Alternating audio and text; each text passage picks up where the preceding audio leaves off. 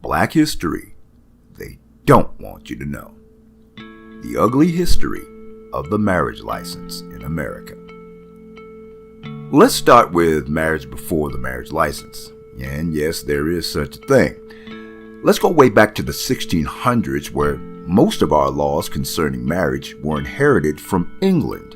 The ugliest of these laws were called anti-miscegenation laws, or laws that prevented interracial marriages.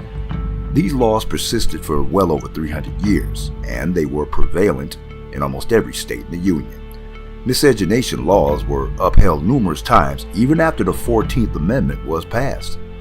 In the famous Supreme Court case of 1896, Plessy versus Ferguson, the concept of separate but equal became the law of the land. This allowed the states that still clung to anti-miscegenation laws to renew their fervor against interracial marriage.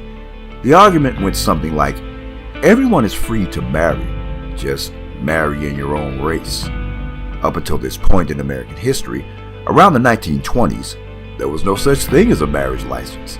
The states invented them as a way to dictate who could and who could not get married, for the purpose of making sure blacks, whites, Asians, and Indians didn't mix. That's right. Marriage licenses were invented as a way to stop white people from marrying black people. Because they couldn't get a license, interracial couples who would have been considered married before the marriage license was available ceased to be married. They lost inheritance rights, medical rights, and all other benefits of common law marriage. The issuers of marriage licenses were considered the gatekeepers, charging with keeping the white race pure.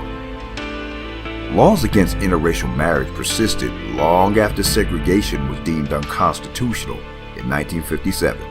It wasn't until 1967 that anti-miscegenation laws were wiped off the books in the southern states. By the way, Alabama didn't bother to take it off until 2000. Black history they don't want you to know.